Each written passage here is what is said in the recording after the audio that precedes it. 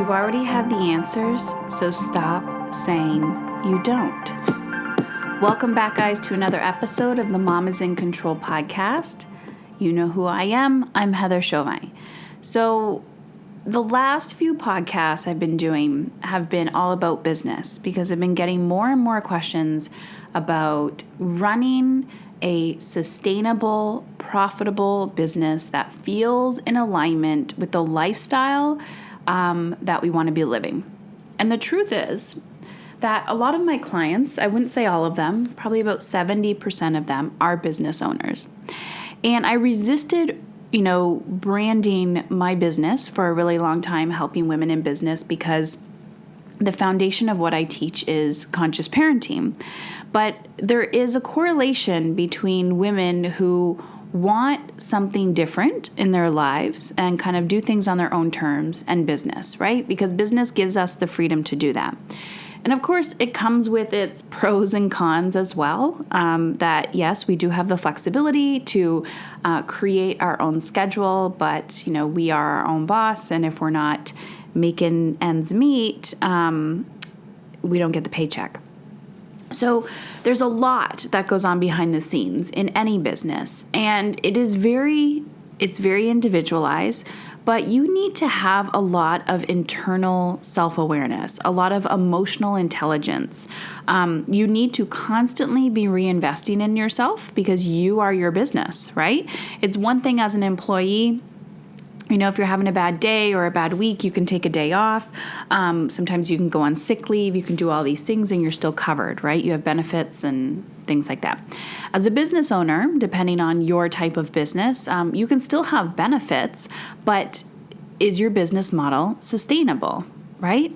Something happens to your child and you need to take a week off. Is your business model set up for that? There's so many other things.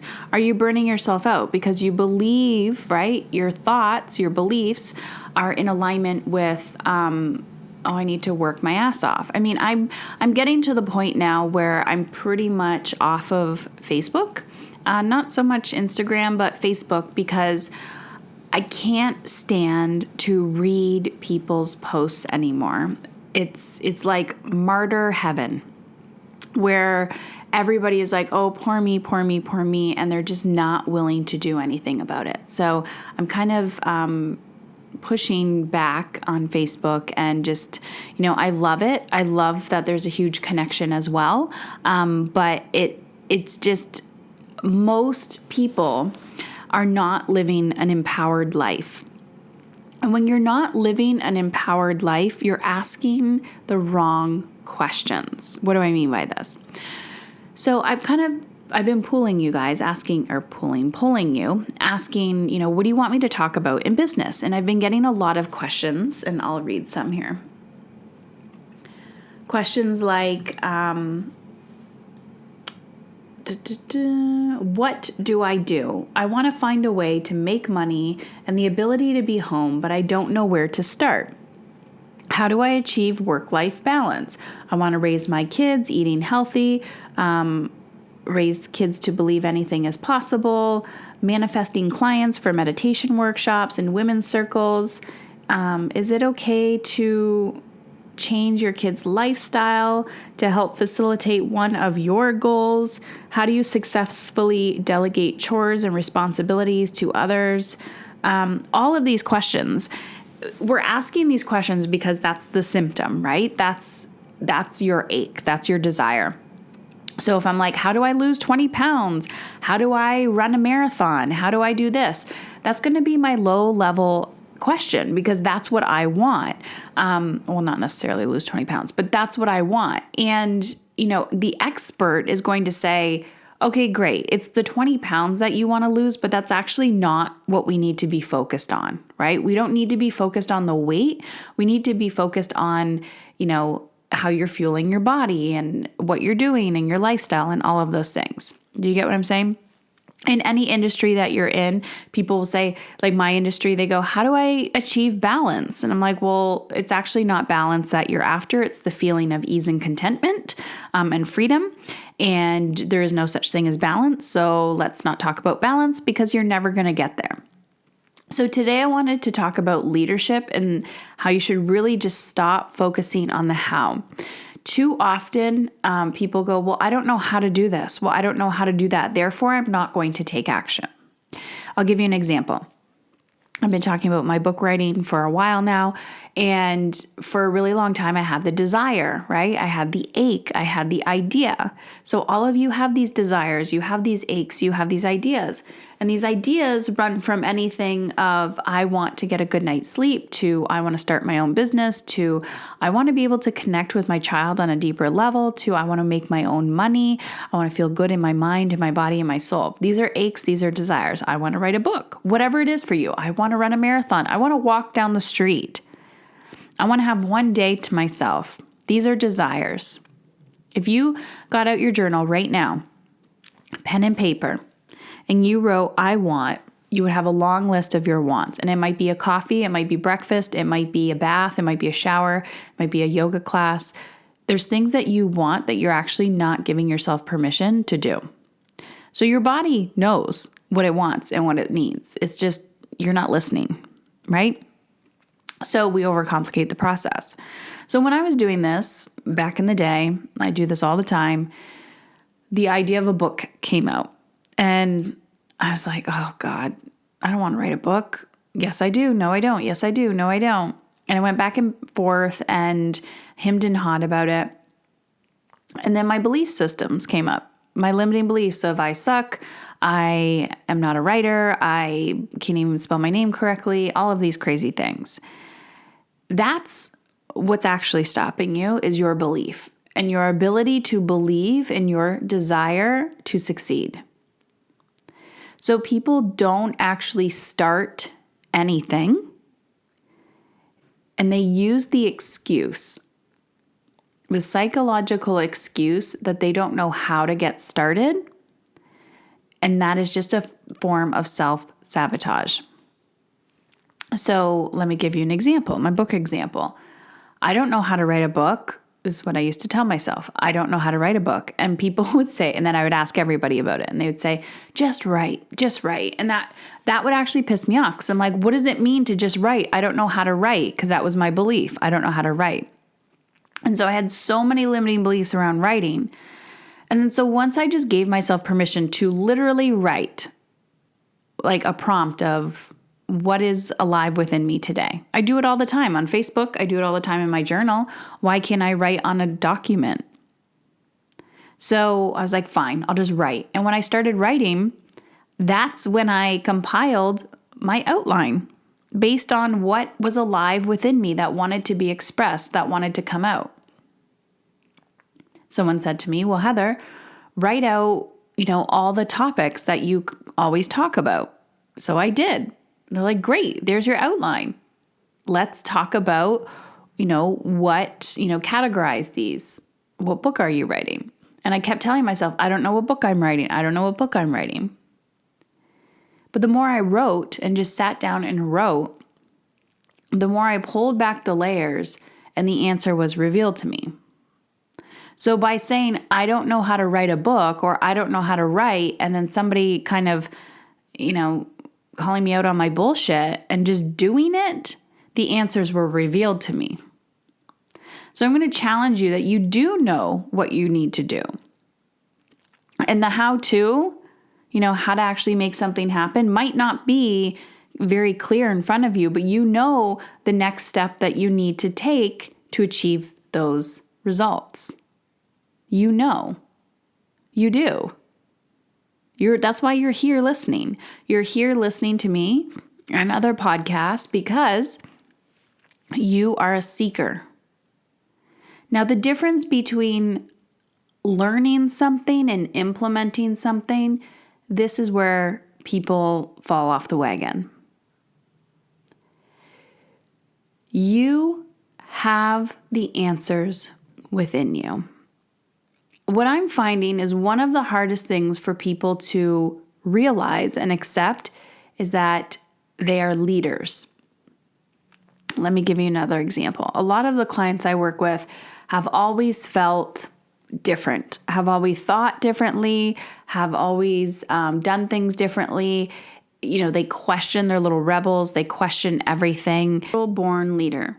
That part of my life purpose was to generate community and lead people. I didn't know this. I had no idea because I wasn't taught this. I wasn't cultivated. My skills weren't cultivated.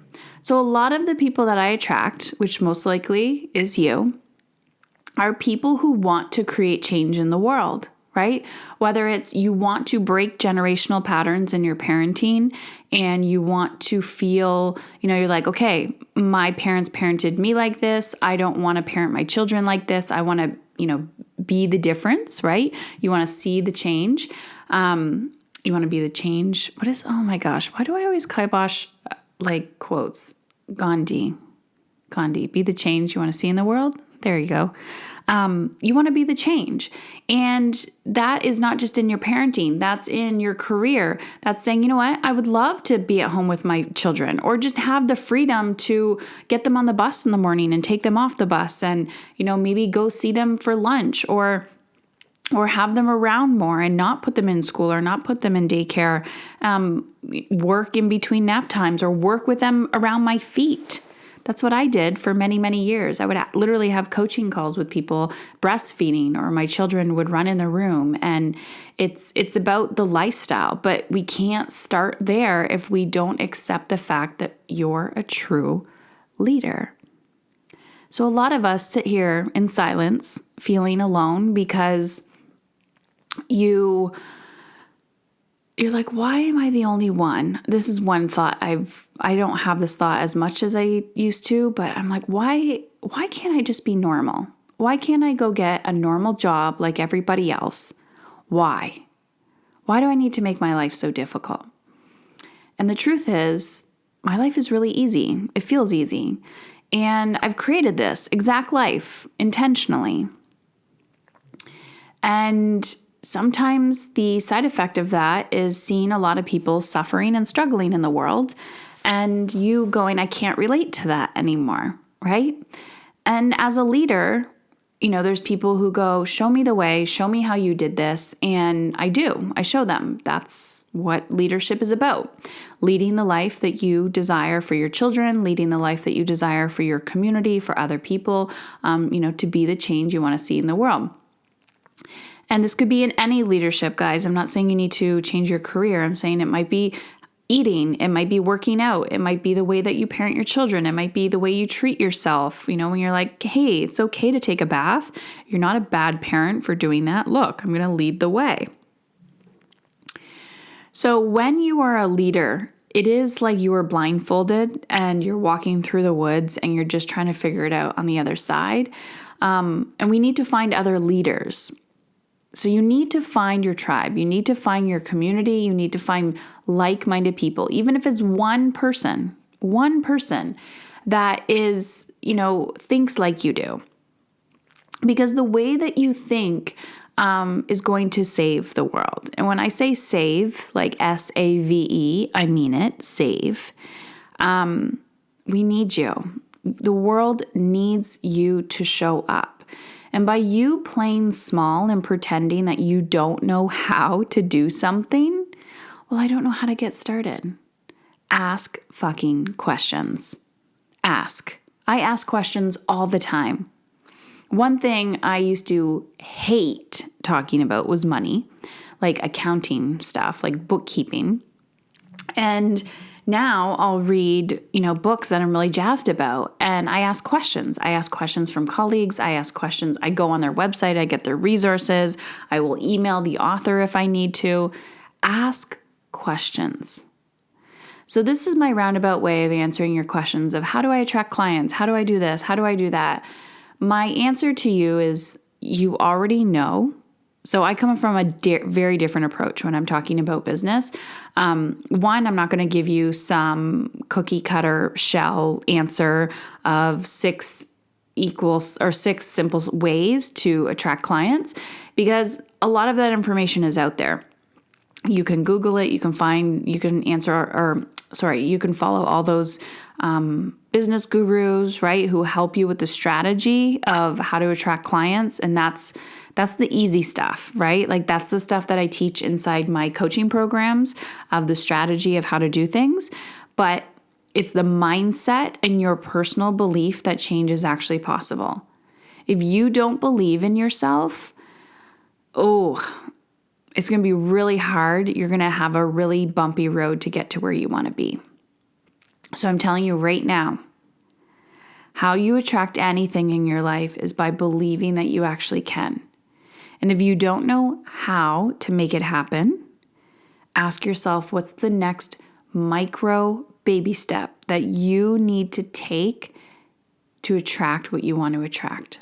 So if it's more clients, ask yourself, how did I get my first clients? And then take the action from there. Rinse and repeat. Do the same thing over and over again. How do I create balance in my life? Well, listen to these podcasts because I've already mentioned that over and over and over again. So you have to do the work. And if you're not willing to take the action and to do the work, nothing will change. So part of the big issue is you need to stop, spiritually enlightening yourself with all the self-help books and take the action to make things happen. So thank you guys so much for listening today, and I'll be back soon. Bye.